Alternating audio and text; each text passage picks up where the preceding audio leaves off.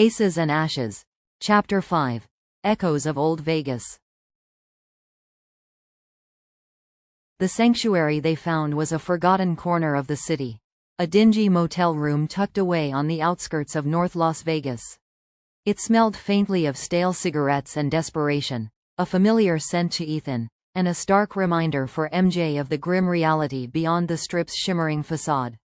The delivery truck had only taken them so far, depositing them unceremoniously a few blocks from the Oasis Palace before they'd hailed a cab, carefully avoiding any main roads.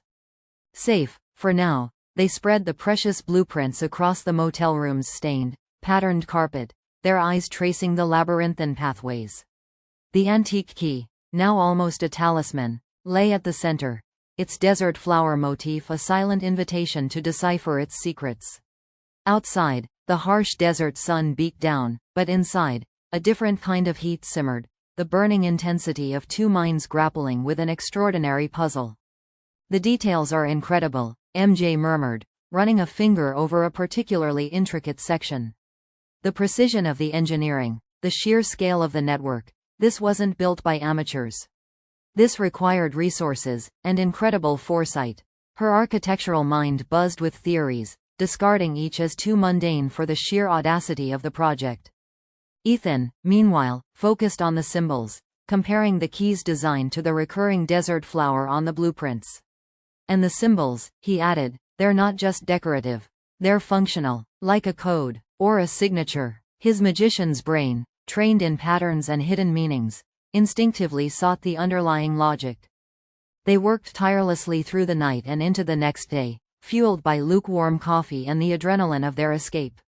MJ cross-referenced the blueprints with old city maps she accessed through a library's public computer, noting discrepancies, strange land acquisitions, and inexplicable gaps in the documented growth of the early city. Ethan delved into the murky online underworld of Las Vegas conspiracy theories, mob histories, and forgotten civic records. "Look at this," MJ announced, pointing to a clustered section of the blueprint marked Founders Nexus. "These coordinates correspond to some of the earliest land claims on the Strip, but the official records show nothing built there until much later. It's like this network was planned before the visible city even took shape." Ethan's eyes widened. "And this," he countered, holding up his phone, displaying an obscure, digitized article from a defunct Las Vegas newspaper. "Whispers of a secret society of early developers. Not just the usual suspects like Bugsy Siegel, but a powerful, shadowy consortium that laid the true groundwork for the city. They called themselves the Architects of the Oasis." The pieces began to fall into place. The Desert Bloom Project, the Architects of the Oasis. The desert flower symbol, representing life blooming in a barren land, but also, perhaps, something cultivated in secret. The connection was chillingly clear. This subterranean network was not just a utility system, but a foundational structure, built by the very individuals who had envisioned and erected the glittering facade of early Las Vegas. "Illicit operations," MJ mused, her voice low. "Hidden money, illegal gambling, bootlegging during Prohibition. Even darker things. A city built on a foundation of vice needed a way to operate unseen, unmonitored. A secure, untraceable network," Ethan finished, the implications sobering.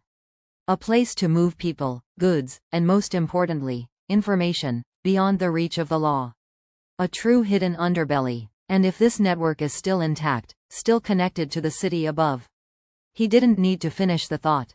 The truth bomb they had stumbled upon had the potential to shatter not just Thorne's empire, but the very mythology of Las Vegas itself. They needed more. They needed confirmation, living memory, something beyond faded blueprints and obscure articles. Their research led them to a name whispered in the hushed tones of old Vegas historians: Whiskey Joe. A former bartender, a relic from the mob era, rumored to be a keeper of forgotten tales, now living out his days in a nursing home, a living archive of the city's true origins. Finding Whiskey Joe wasn't easy. It involved careful inquiries in dive bars, subtle questions posed to aging waitresses, and a generous tip to a grizzled taxi driver who still remembered the old ways. Their journey took them away from the Strip's neon glare, deep into an older, quieter Las Vegas, a city that still clung to its past like a stubborn gambler to a losing hand. They found him in a nursing home that had seen better days, a place where the scent of disinfectant battled a losing war against the smell of stale air and forgotten lives. Joe was frail, his eyes clouded by age, but a spark of the old Vegas sharp wit still flickered within them. "Whiskey Joe," Ethan began, displaying the key. "We're looking for stories. About old Vegas. About the Desert Bloom Project."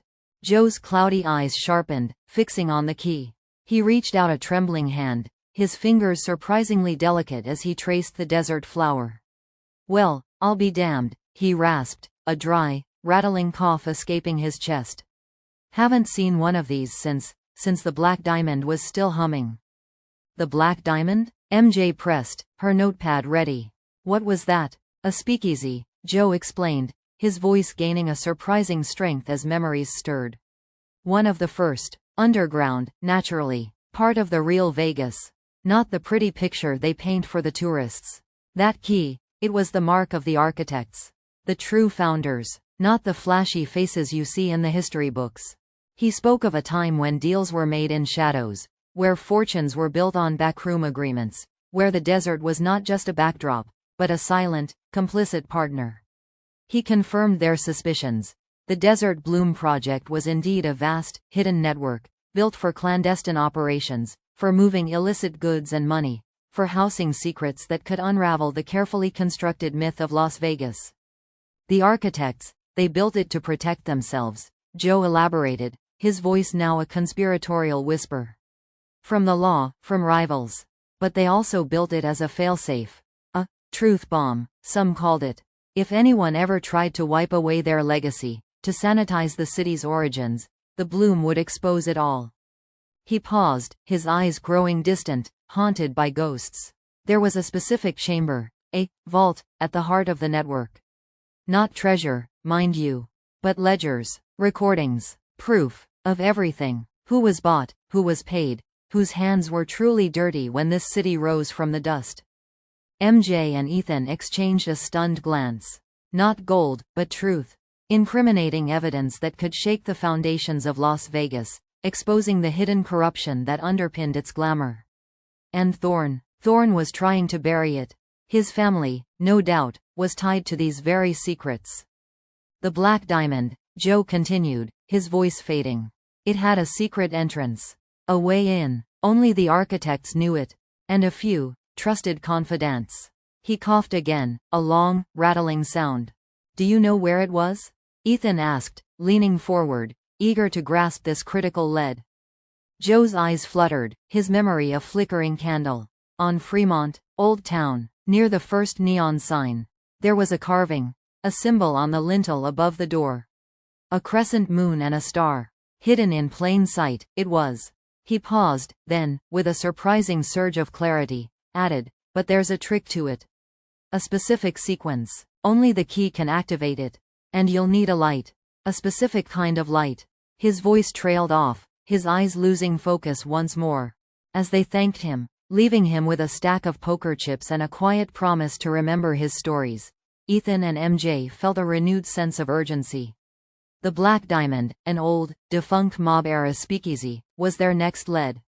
It was a tangible connection, a potential entry point into the heart of the Desert Bloom Project. And it was exactly what Thorne would be looking for. As they slipped out of the nursing home, a black sedan, indistinguishable from a dozen others, idled quietly at the end of the street. A subtle flicker of a camera lens caught the last rays of the setting sun. Thorne's shadow, persistent and patient, remained close. The whispers of old Vegas were leading them deeper into the labyrinth, and the predator was always just a step behind.